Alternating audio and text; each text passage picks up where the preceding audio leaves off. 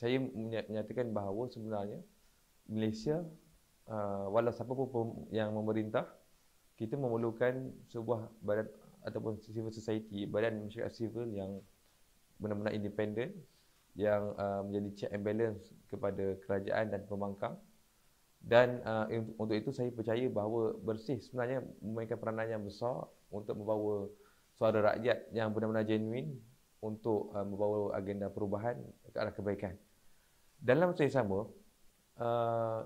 saya meletakkan concern yang tinggi sebenarnya bila kita sebut tentang reformasi, iaitu kita tidak mahu dalam tempoh berbaki 4 tahun kerajaan Madani hari ini berlalu tanpa ada structural reform yang signifikan. Maka sebab itulah selepas tamat tempoh saya di ABIM, saya mengambil pendekatan dengan perbincangan dengan teman-teman Bersih juga dan ABIM, perlu untuk saya cuba membawa suara rakyat dengan lebih ke depan, mungkin lebih radikal, bagi memastikan bahawa adanya check and balance dalam pemerintahan kerajaan hari ini. Dalam masa sama, seperti mana yang saya sebut, kita pastikan dalam tempoh mandat 4 tahun ini ada structural change, reform yang dilakukan oleh kerajaan semasa. Jadi itu concern kita. Dan di situlah kita melihat berlakunya perubahan sedikit corak Bersih, yang mana kita still sifatnya confrontational kalau agenda reformasi itu tidak dijalankan, ataupun kalau ada perkara-perkara yang trigger kemarahan rakyat, isu DNAA, mungkin isu Datuk Seri Najib, itu konsisten untuk kita letakkan sebagai satu red line.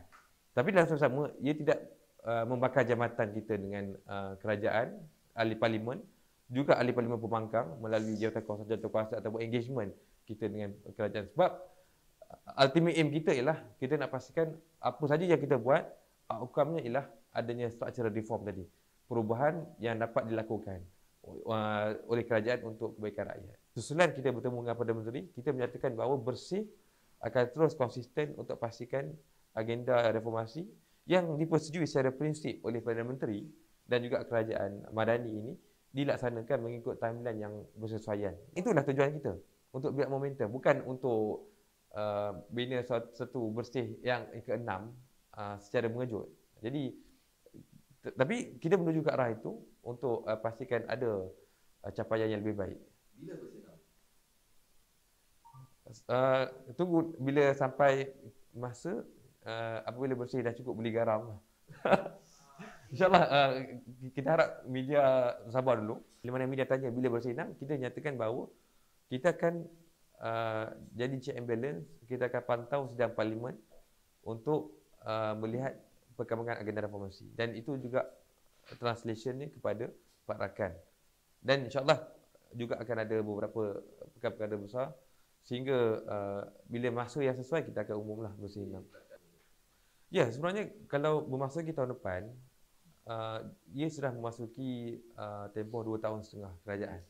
Dan bagi kita sudah sampai masanya untuk kita lebih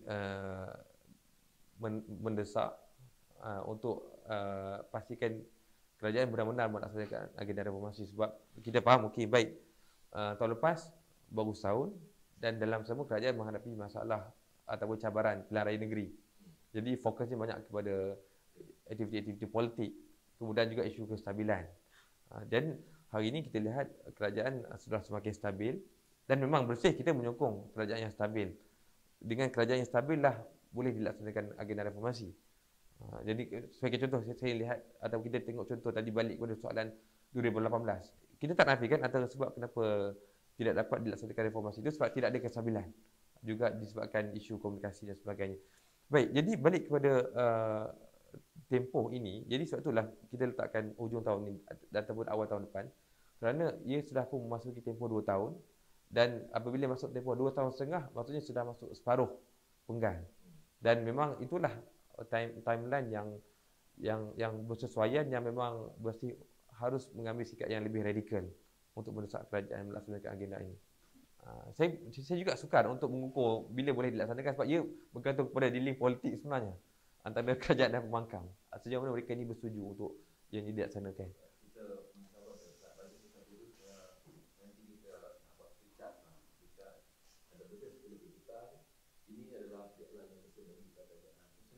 Ya, ya betul betul.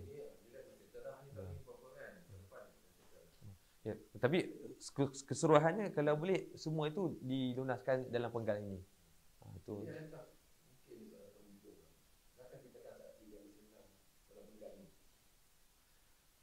Saya tidak menafikan keperluan untuk kita anjurkan bersenam kalau tuntutan reformasi itu masih lagi tidak dilayan, dan juga kalau tidak ada structural reform yang benar-benar dibuat oleh kerajaan. Jadi itu malah itu komitmen saya dan juga komitmen bersama untuk kita membawa suara rakyat ke depan. Seperti yang saya sebut ialah untuk kita build up momentum supaya masyarakat bersedia ke arah itu.